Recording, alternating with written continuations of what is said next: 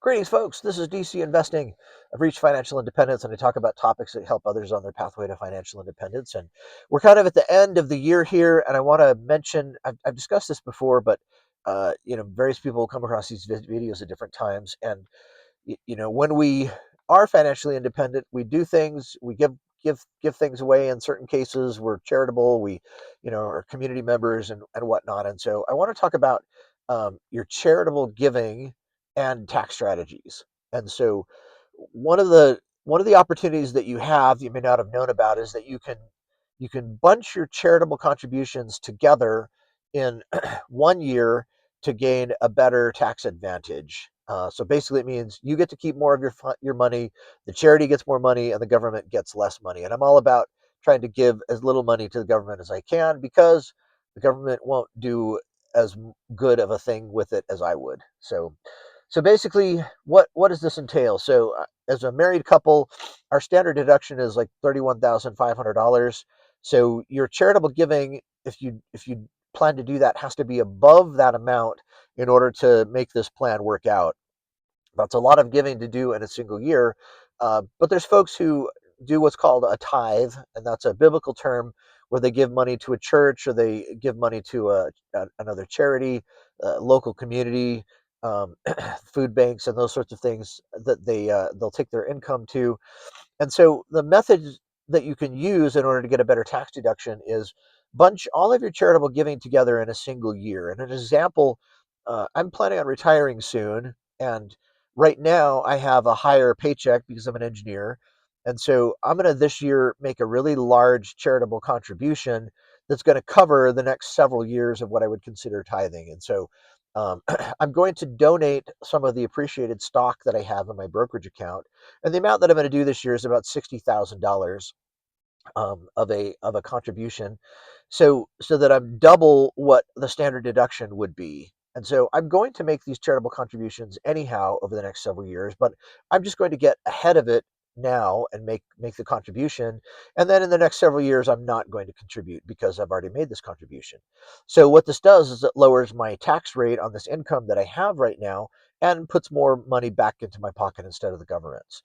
Now, your state tax also counts into that, and I believe this year your salt tax is $10,000, but I believe it changes; it goes up quite a bit more next year. I do believe that if you it only counts on what you pay into that tax system in a given year. So, if you don't intend to own as much state tax, you can actually overpay this year and get a refund next year that counts towards your itemized deductions this year. Now, if you were itemizing next year, then that bonus would come back out of your income and you have to claim that on your itemization. But if you switch to the standard deduction next year, I believe it just washes out. So you can, the thought is you have to look into it with your tax advisor or whatever. But I think, this year overpaying your state tax up to that $10,000 amount plus the charitable contributions will end up really lowering my tax bill. So that's something. There is a limit to how much you can donate to certain charities like churches. You can only donate half of your income to to a church.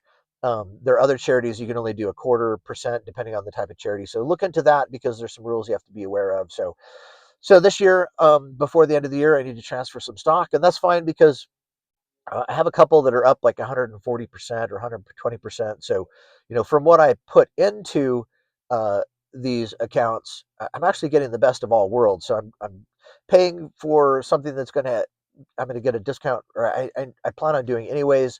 I'll get a tax deduction. I'm donating stock, not dollars, so that I don't have to pay the capital gains on those stocks. So all around, it's like a super tax saving strategy that I'm trying to do this year that takes care of all my charitable giving for the next multiple years. So the the place that I'm donating to, it's fine to be able to make a really large donation in a single year and then not pay for several years. But if you have an organization that kind of needs the year to year funding, or maybe you don't trust them completely or whatever, a lot of the brokerages have what's called a charitable giving fund. Donor advisory fund is what the name of it is. So you can look it up. I do the Fidelity system, and they definitely have it. So you can make all of your charitable contributions into the charitable donor advisory fund or whatever, and then slowly divvy it out in multiple years. The only caveat that I found was that Fidelity actually charges a fee for the donor advisory fund.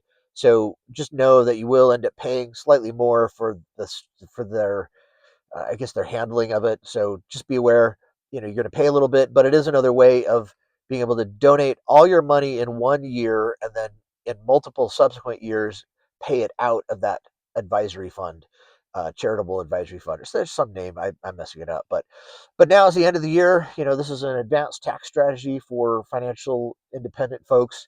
I'm all about using the tax codes and incentives to keep more of my money, pay less to the government, do some good in the world. But bunching your charitable contributions together in a single year and making those payments, getting a higher itemized deduction instead of a standard deduction for 1 year is a great way to do some good, but then also pay less tax. So there's your tip for the day. Thanks for being here. We'll see you. Bye.